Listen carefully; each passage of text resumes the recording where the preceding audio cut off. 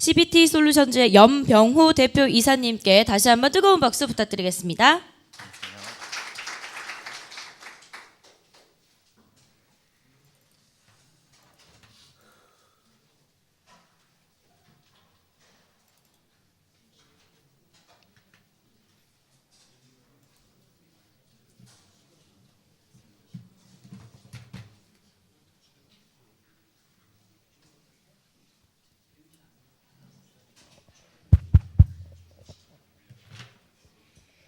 안녕하세요. CBT 솔루션즈의 엄병우라고 합니다. 제가 발표드릴 내용은 스케치업 모델을 이용해서 물량 산출을 하고 나온 물량 자체를 내역 프로그램과 연동하는 부분에 대해서 말씀을 드리도록 하겠습니다. 일단 이제 저희가 이 내용을 얼마 전에 진행했던 한국 BIM 학회에 구두 논문으로 발표를 했습니다. 그래서 서울과학의대 이제 유재호 교수님하고 같이 진행을 해서 발표를 했었는데요. 일단 저희가 스케치업 가지고 물량 산출을 한다는 부분은 어떤 식으로 접근을 했냐면 일단 물량 산출할 때 적산을 할 때 뭐 이제 전문가들이 따로 하시잖아요. 근데 하는 부분에 있어서 2D 기반으로 하다 보니까 휴먼 에러도 많이 발생을 하고요. 그 다음에 이제 높이 값에 있어서 어떤 슬라브 단차라든지 이런 부분에 차이가 있을 경우에 명확하게 그런 부분을 반영하지 못하는 그런 상황들이 많이 발생을 하고 있었습니다. 그래서 보통 이제 빔 도구로 그런 부분들을 처리를 하려고 하는데 과연 스케치업으로 가능할까라는 그런 의문점에서 시작을 한 그런 연구 내용이 되겠습니다. 그리고 이제 스케치업 자체가 보면 빔툴은 아닙니다. 정확하게 빔툴이라고 말씀을 드릴 수가 없는데 빔툴하고 유사하다라고는 말씀을 드릴 수 있을 것 같아요. 왜냐하면 스케치업에서 모델링 했을 때 최적이나 면적이나 길이 값이 산출이 되기 때문에 그렇게 말씀을 드릴 수가 있을 것 같습니다. 그래서 이제 저희 자체가 이제 목표를 했던 거는 이게 실제 적산이 얼마나 맞고 틀리고 이런 쪽에 의미를 둔 게 아니고요. 보통 적산을 할 때도 시간 대비해서 어느 정도의 시간에 빠른 결과물을 얻어낼 수 있냐 이런 부분이 중요하기 때문에 아주 정확하게 이런 모토는 아니고 스케치업으로 빨리 적산을 할 수 있는 그런 부분을 저희가 좀 생각을 해봤습니다. 그래서 일반 레빗을 이제 말씀을 드리면 패밀리라는 것을 이용을 해서 기본적으로 되어 있는 구조체를 배치해서 작업을 한다든지 파라메트릭하게 변경을 시키는 그런 식으로 이제 많이 진행이 되는데요. 스케치업에서는 패밀리 역할을 하는 게 컴포넌트가 되겠습니다. 그래서 컴포넌트 자체가 보면 레빗하고 패밀리라는 개체하고 이제 굉장히 유사한 특성을 가지고 있는데요. 일단 파라메트릭하게 크기를 변경하거나 아니면 속성을 넣는다든지 뭐 거푸진 면적을 뽑는다든지 그런 부분이 가능합니다. 그래서 스케치업을 많이들 쓰시긴 하는데 이런 부분에 대해 있어서의 접근은 많이 없는 상태고요. 그래서 저희가 좀 이제 그 부분에 대해서 모델링을 직접 진행을 해보고 현재 실제 있는 사이트를 대상으로 했거든요. 일산에 있는 청소년 수련관이 지금 지어지고 있는데 그쪽에서 데이터를 받아서 진행을 했습니다. 그래서 산출 프로세스 자체는 부재 형태를 먼저 스케치업에서 만들고요. 그 다음에 컴포넌트로 생성을 하고 그 컴포넌트 자체에 필요한 파라미터를 입력을 합니다. 뭐 기둥 같은 경우에는 가로 세로가 되겠고요. 그 다음에 높이 부분을 파라메트릭하게 변경할 수 있도록, 그 다음에 거푸진 물량 같은 경우에 산식으로 나올 수 있게끔 실제 수치를 입력을 하기도 합니다. 그래서 부재를 먼저 다 구성을 해놓고 그 부재를 실제 이제 형태대로 모델링을 하는 그런 순서로 진행을 하고 있습니다. 그리고 스케치업 자체에 이제 리포트를 생성하는 기능이 있는데요. 그 리포트를 가지고 CSV로 파일을 생성을 한 다음에 거기에서 그냥 리포트로 끝나든지 아니면 내역 프로그램하고 연동을 해서 실제 내역서를 만드는 그 부분까지 좀 진행을 하고 있습니다. 일단 이제 저희가 대상으로 했던 건물이고요. 청소년 수련관인데 지하 2층, 지상 5층짜리 건물입니다. 그래서 저희가 이제 목표로 했던 부분은 파라페층하고요, 5층 부분을 대상으로 진행을 했고요. 그래서 저희가 일단 이제 결과를 먼저 말씀드리겠습니다. 만드는 과정은 제가 영상으로 또 보여드릴 거고요. 그래서 저희가 이제 실제 산출을 해봤더니 파라펫 부분 같은 쪽에서는 겹쳐져 있는 물량이 많았습니다. 그래서 파라펫 자체가 이제 생겨져 있는 벽이 꺾이는 부분들이 있잖아요. 그 부분에다 중복 물량이 돼 있어서 저희가 모델링을 해봤더니 실제 물량보다 좀 적게 나온 그런 결과값들을 또 가지고요. 5층 같은 경우에는 실제 이제 구조 도면을 보고 저희가 작업을 했는데 슬라브 사이에 이렇게 비는 부분들이 있습니다. 그래서 그 적산을 할 때 산식에서는 아주 간단하게 그 정사각형 형태로 산출을 대부분 하시잖아요. 그러다 보니까 서로 겹치는 부분에 공간이 빈다든지 슬라브상의 높이가 안 맞아서 뭐 기둥이 뜬다든지 그런 부분들을 다 보정을 해서 저희가 산출을 했었습니다. 그래서 지금 이제 여기 보시면 뭐 지붕층에는 오류 내용이라기보다는 차이점이죠. 3D로 했을 때 차이점이 발생한 게 길이 부분, 최저, 거푸집 면적도 당연히 달라지고요. 그 다음에 이제 위치 다른 부분들, 그리고 단면하고 평면하고 이제 다른 부분들을 많이 찾아낼 수가 있었습니다. 그래서 이제 이 부분은 좀 이제 너무 디테일한 내용이라 이런 부분들을 저희가 다 스케쳐 컴포넌트의 에러라는 속성으로 넣어놓고 객체에 다 리포트를 했습니다. 그래서 컴포넌트 안에 어떤 부분이 문제가 있는지 다 해서 이렇게 리포트 형식으로 만들어서 저희가 이제 분석을 진행을 했고요. 자, 이제 만드는 법에 대해서 설명을 드릴게요. 이 부분은 잘 듣고 스케치업을 어느 정도 쓰시면 지금 가셔서 바로 하실 수도 있어요. 이 방법을 쓰시면. 일단 저희는 도면이 있는 상태에서 했습니다. 일단 그 건설사 측에서 이걸 한다라고 가정을 하고 저희가 시나리오를 짰어요. 그래서 도면이 있는 상태에서 이거를 빨리 적산을 해서 뭐 공사비가 대략 얼마가 나올 거냐 이런 부분을 예상을 하고 한 건데, 일단 그 구조 도면 자체를 저희가 분석을 했습니다. 그래서 구조 일람표를 먼저 보고 기둥하고 보하고 슬라브만 일단 대상으로 저희가 이제 분석을 했습니다. 그래서 그 부재 형태를 직접 만들어서 컴포넌트로 변환해서 모델링을 했고요. 그 다음에 이제 일반 구조 도면들은 다 스케치업에서 임포트를 해서 집어넣습니다. 자, 이제 제일 처음에 만드는 게 기둥입니다. 기둥 만드는 부분을 좀 보여드릴게요.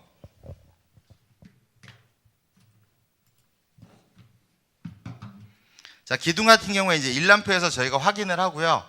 각 층별로 이제 기둥의 기호가 있습니다. C1, C2 이런 식으로 컬럼에 대한 기호가 있는데요. 여기 보시면 이제 그 가로 세로 부분에 이제 그 길이 값을 저희가 먼저 확인을 하고요.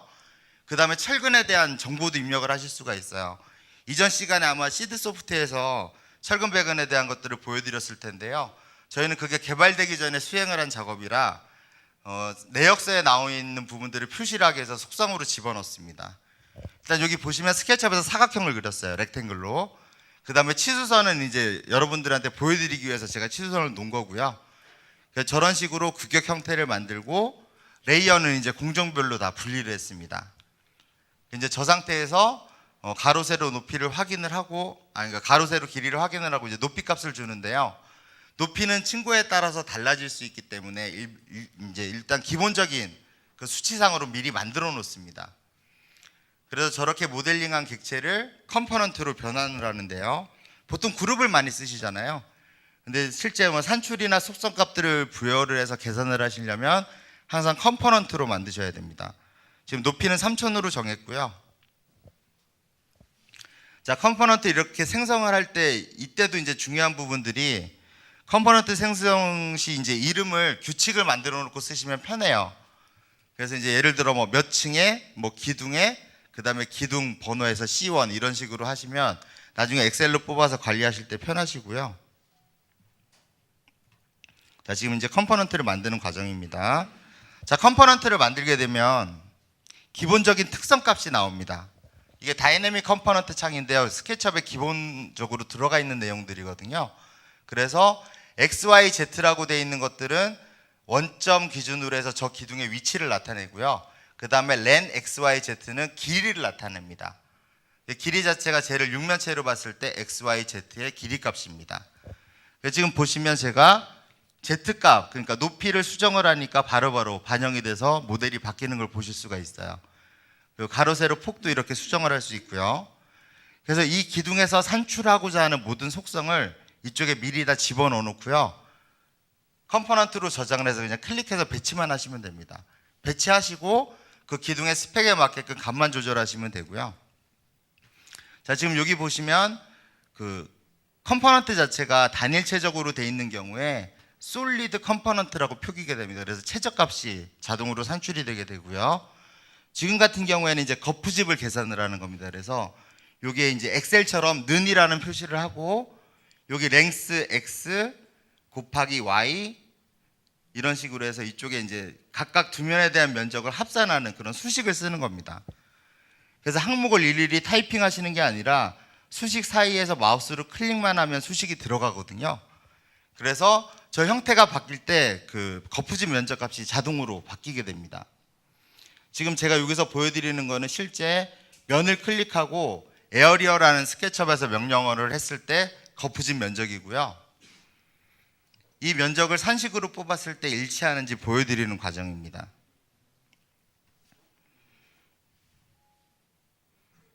자, 그래서 지금 이제 단위는 다르지만 숫자가 일치한다는 걸 보여드리는 거고요.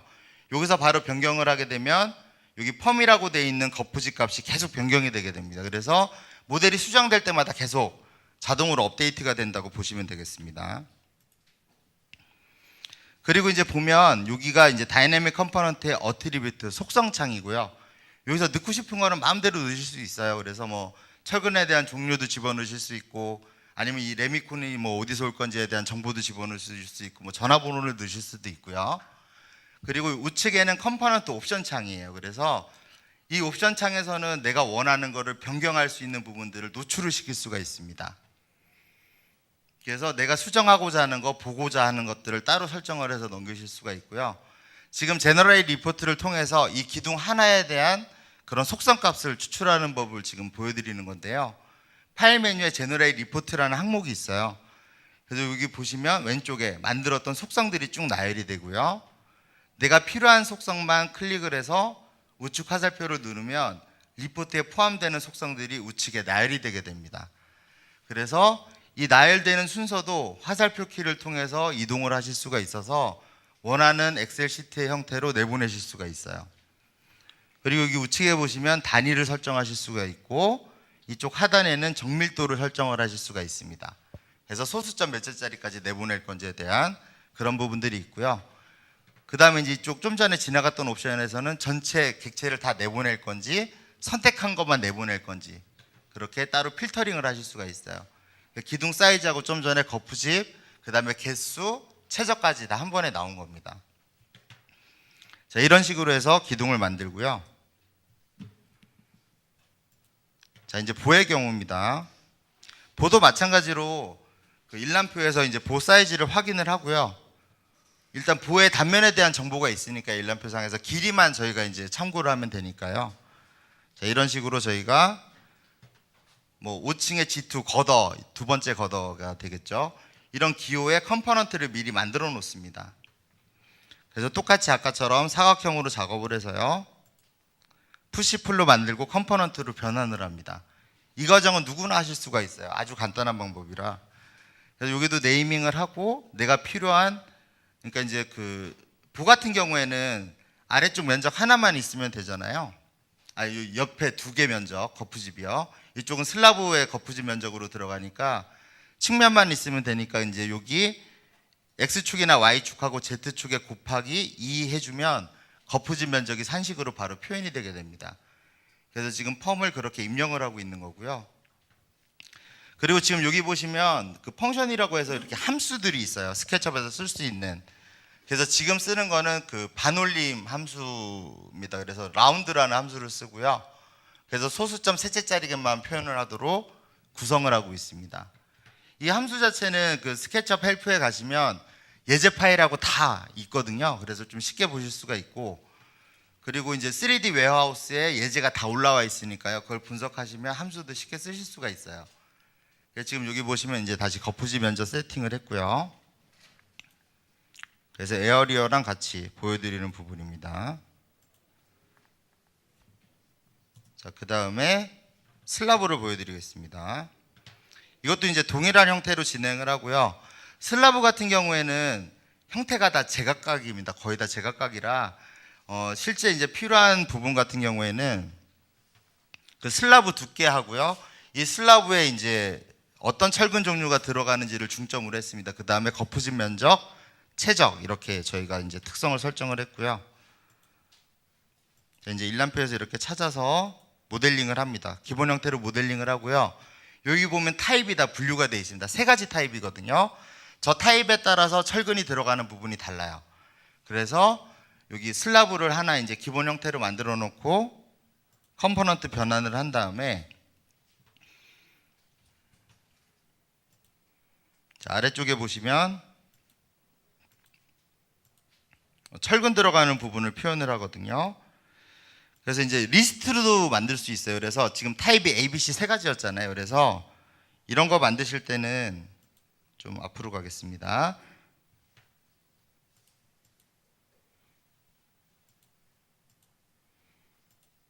그러니까 특성값 자체를 이제 다 커스터마이징 할 수가 있거든요. 그래서 타입이라는 거 만들고 이쪽에 디테일 버튼을 눌러서 리스트로 등록이 가능합니다. 그래서 최종적으로 하게 되면 이렇게 철근 종류 들어가는 부분들 있죠.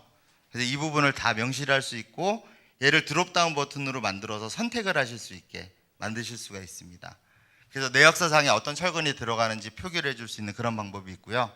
지금은 이제 시드 쪽에서 개발한 소프트웨어를 쓰게 되면 이런 부분들은 또 제외가 되게 되겠습니다. 그래서 이제 그 소프트웨어를 쓰지 않고 스케치업의 순수한 기능으로도 표현이 가능하다라고 말씀을 드리는 거고요. 또 다음을 보겠습니다. 자, 이제 이렇게 다 부제를 만들었어요. 이걸 만드는데 시간은 한 2시간 정도면 만들 수 있거든요. 넉넉 잡아도. 이렇게 기본적인 부제들을 만들어 놓고 그 다음에 스케치업의 구적 편면을 깝니다. 깔고 하나씩 배치를 하는 거예요. 그래서 기둥 놓고 보 놓고 이렇게 슬라브까지 얹은 상황이고요. 자, 영상으로 보여드릴게요. 자, 여기 보시면 이제 제가 부제별로 다 컴포넌트를 만들어 놨습니다. 정리되어 있는 도면도 컴포넌트로 만들어서 나중에 도면이 변경됐을 경우에 저 컴포넌트 안에 들어가서 2층 구조 평면을 바꾸겠다 그러면 그 컴포넌트만 수정을 하시면 스케치업 자체에서 바뀌도록 그렇게 작업을 해놨어요. 그리고 뭐 벽체나 이런 부분들도 다 만들어 놨고요. 저희가 진행했던 건 마감재까지 다 일단 진행을 해놨거든요. 근데 이제 발표하는 부분에 있어서는 이제 구조체 중에 3가지만 말씀을 드리는 거고요. 좀 전에 보셨던 아래쪽에 이렇게 잠깐 재질이 나왔거든요. 이제 보시면 이제 재질이 있습니다. 이거 같은 경우에는 유리창 면적을 뽑기 위해서 재질을 만든 겁니다. 그래서 뭐 복층유리나 이런 부분들을 재질로 이제 동일하게 만들어 놓고 찍으면 나중에 그 유리의 면적값을 다 산출을 하실 수가 있어요. 자, 이런 식으로 한 다음에 스케치업에서 컴포넌트 창에 그 라이브러리를 이쪽에 링크를 바로 시키실 수가 있거든요. 그래서 한 폴더 안에 넣어놓고 다이나믹이 아니라 컴포넌트 창에서 등록을 하시면 바로 찍어서 배치를 하실 수가 있어요. 그래서 지금 이제 슬라브를 놓는 과정이거든요. 그래서 기준점을 이제 어느 한 곳에다 잡고 이렇게 만든 다음에 이쪽에 크기 자체를 파라메트릭하게 수정하셔도 되고요. 아니면 저걸 더블 클릭해서 그냥 푸시풀로 미루셔도 돼요. 근데 스케일로 조절하시면 안 됩니다. 스케일은 비율로 가기 때문에 컴포넌트 자체를 스케일로 잡고 움직이게 되면 나중에 산출값이 다르게 나옵니다. 그래서 이렇게 컴포넌트를 더블 클릭해서 푸시풀로 그냥 도면에다 대고 스냅으로 찍으시면 되고요. 실제 길이를 다 알고 있는 경우에는 그냥 입력을 하시면 되겠습니다. 자, 이런 식으로 해서 슬라브를 놓게 되고요. 자, 이런 식으로 이제 모델링이 진행이 되면 물량 산출을 하게 됩니다. 그래서 여기 지금 보시게 되면 아까 말씀드렸던 속성값들을 다 정리를 해서 저희가 넘기게 되거든요. 그래서 여기서 제너레이트 리포트라는 게 있어요. 그러니까 다운로드를 누르게 되면 CSV 파일 형태로 나오게 됩니다. 자, 이것도 영상으로 보시겠습니다. 지금 이제 간략하게 어느 정도 모델링이 진행이 된 상태고요. 그러니까 주로 배치하고 구조 도면에 맞게 크기를 이제 조정한다라고 보시면 되겠습니다. 그래서 지금 보시면 이제 제가 필요한 부분만 산출하기 위해서 온오프 부분을 지금 정리를 하는 거고요.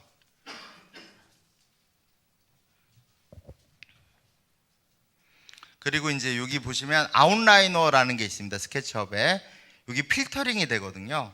그래서 이쪽에 슬라브나 아니면 뭐 월이나 이런 식으로 치게 되면 네이밍을 잘 하셨으면 한 번에 저렇게 필터링을 해서 잡으실 수가 있어요. 그래서 스케치업에서 일일이 선택하시는 게 아니라 여기 아웃라이너라는 창에서 네이밍으로 해서 필터링을 한 다음에 잡으시면 원하는 구조체를 쉽게 선택을 가능하시고요. 그리고 이렇게 지금 선택이 되어 있는 상태에서 리포트를 이제 누르시게 되면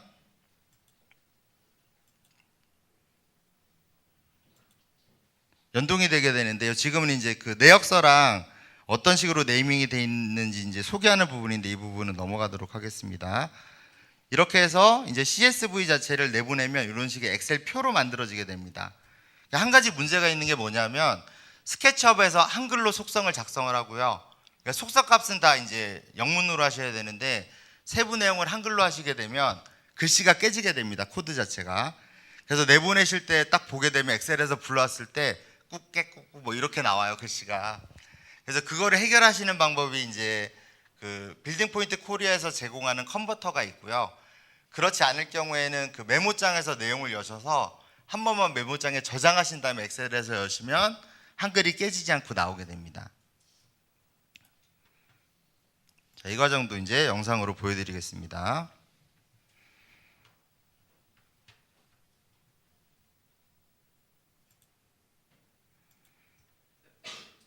자, 그리고 이제 이런 부분들이 많아요. 파라백 같은 경우에는 단면의 위치도 좀 다르긴 하지만 내역서상에는 여기 이제 원바이 원에서 그 크기를 단순화해서 이제 산출하거든요. 실제는 단면이 굉장히 복잡하게 돼 있는데 단순화하는 부분들이 많습니다. 그래서 실제 물량과 차이가 많이 나타나게 되고요. 잠시만요. 이게 넘어갔습니다. 그래서 이제 제가 필요한 부분만 다 선택을 해서 지금 속성을 빼고 있습니다. 그래서 이런 식으로 제너럴 리포트 창에서 모든 속성 값들이 다 표시가 되게 됩니다. 이쪽은 지금 철근 부분이고요. 이쪽에 거푸집 부분이 있고 규격에 대한 부분들이 있습니다. 크기, 그 다음에 컴포넌트 이름, 이쪽 왼쪽에는 저 부재의 개수까지 같이 포함을 하게 됩니다.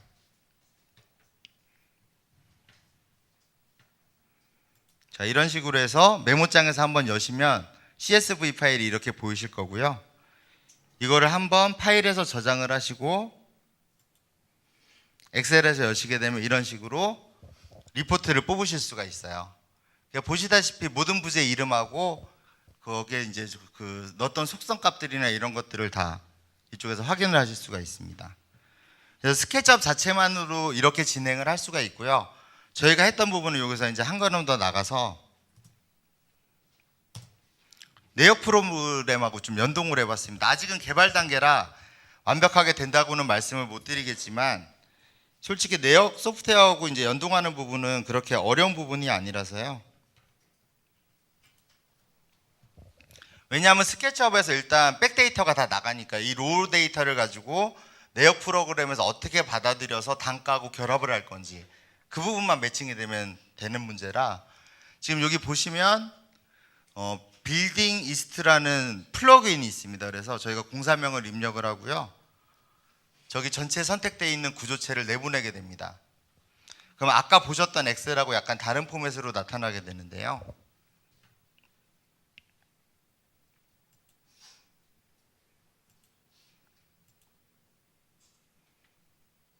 자, 이게 컨버터입니다. 컨버터를 이용해서 저거는 이제 올해 초까지 다 무료로 배포를 했었고요. 지금은 업데이트 상황이라 나중에 또 무료 아니면 뭐 다른 방식으로 배포가 될 겁니다.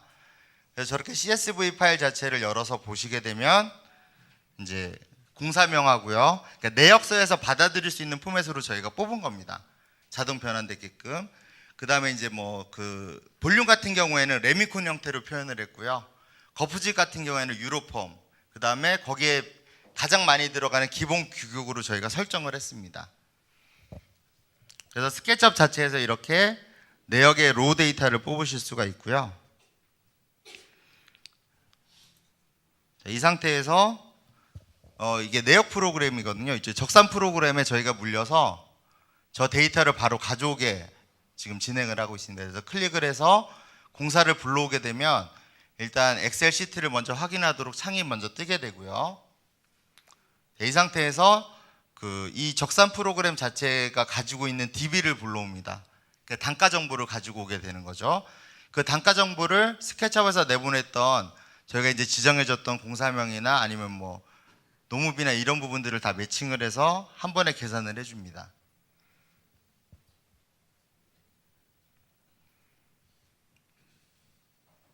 자, 지금 계산 부분을 이제 정의를 하고 있고요. 그래서 최신 데이터로 지금 DB를 설정을 한 겁니다. 이 상태에서 이제 저희가 다시 계산을 해주게 되면 스케치업에서 나왔던 그 로 데이터를 기반으로 해서, 이건 이제 로 데이터입니다. 지금 보시는 거는 이렇게 로 데이터가 나오고요. 이 로 데이터 자체를 이제 계산을 시켜주면 전체 견적 금액이 나오게 됩니다. 자, 이제 우측에 지금 표시가 됐죠.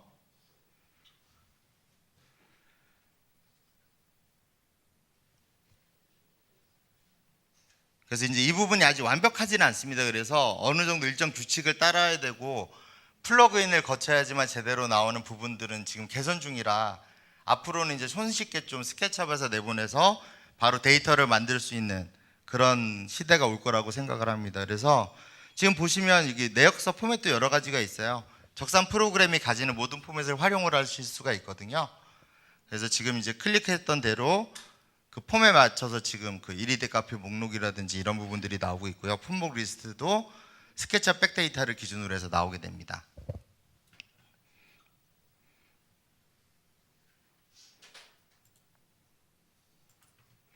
자, 여기까지 해서 제가 이제 준비한 내용들은 다 말씀을 드렸고요. 궁금하신 부분 있으면 질문해 주시면 제가 답변을 하도록 하겠습니다. 네.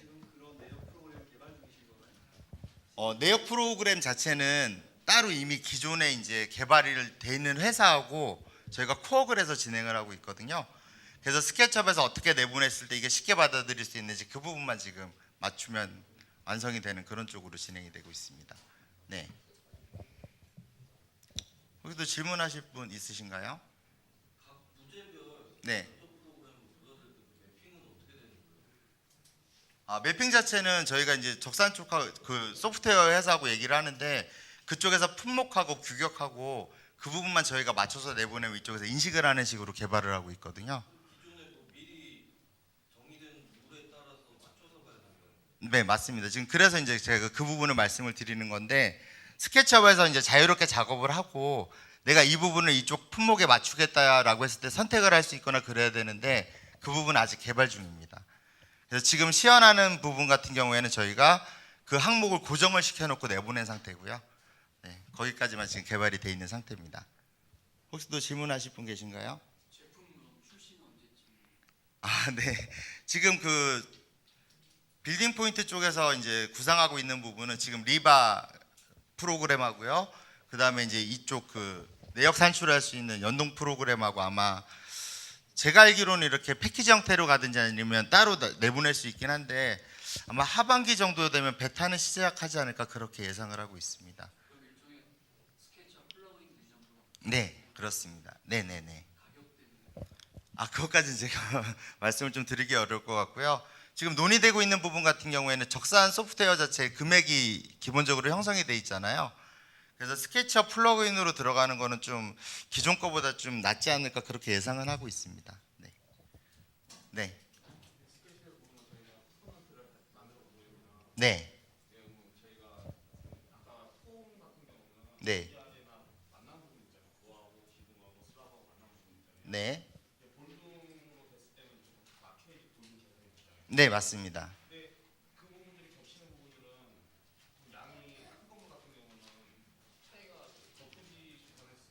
네. 그 부분을 설명을 드리자면, 저희가 거푸집 산출을 할 때 예를 들어 이겁니다. 그 아까 육면체 형태로 기둥을 만들었잖아요. 그럼 거기에 거푸집에 필요한 거는 옆면에 4개 면적만 필요하지 않습니까? 그 부분을 저희가 육면체 전체 그 표면적을 뽑는 게 아니고요. 산식을 통해서 XY를 곱하고 높이를 곱하면 이제 최적이 나오게 되고, 옆에 있는 면은 XZ 곱하기 2 이런 식으로 가거든요. 그래서 옆면 면적만 딱 나오게. 네.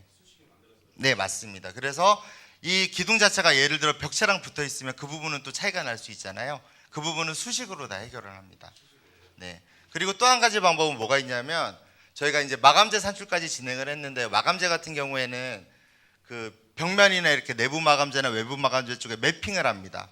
매핑을 해서 내가 산출하고자 하는 부분만 매핑을 한 다음에, 거기에 스케치업 함수에 보시면 페이스 에어리어라는 함수가 있거든요. 그래서 내가 지정하는 머티리얼의 표면적만 다 뽑아낼 수 있는 그런 함수가 내장이 돼 있어요. 다이내믹 컴포넌트에. 아닙니다. 그룹으로 나누는 게 아니고요. 컴포넌트 안에 매핑을 하시고요. 그 다이내믹 컴포넌트 속성에 예를 들어 이제 뭐 마감재 면적 이렇게 속성을 쓰시고 는 한 다음에 페이스 에어리아 함수를 쓰고 가로 열고 따옴표 머티리얼 이름 가로 닫고 이렇게 하면 자동 산출이 됩니다. 네. 네. 아, 네. 최적 산출을 하신다는 말씀이죠. 네. 네. 네. 네. 아, 그 부분은 이제 만들어 놓고 나니까 솔리드가 아니어서 최적이 산출이 안 된다 이 말씀이신가요? 네. 네, 네. 네. 네. 네. 그거를 이제 네. 아, 그건 아니고요. 보통 그거는 이제 사용자의 잘못으로 인한 건데 너무 사소한 거라 파악하기 어려운 경우들이 많거든요. 저도 예전부터 솔리드 툴을 알긴 알았지만 지금에서 이거를 이제 사용하는 부분은 뭐냐면 일단 솔리드 툴이 있지 않습니까? 그래서 형태를 만들 때 솔리드끼리 솔리드 툴을 쓰면 결과값이 무조건 솔리드가 돼서 이제 믿을만 하고요. 그 다음에 이제 플러그인 중에 솔리드 인스펙터라는 플러그인이 있습니다.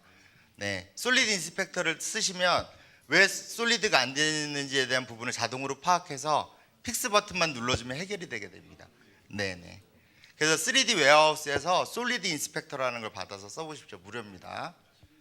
또 질문하실 분 계신가요? 네, 질문하실 분 없으면 여기서 마치도록 하겠습니다. 감사합니다.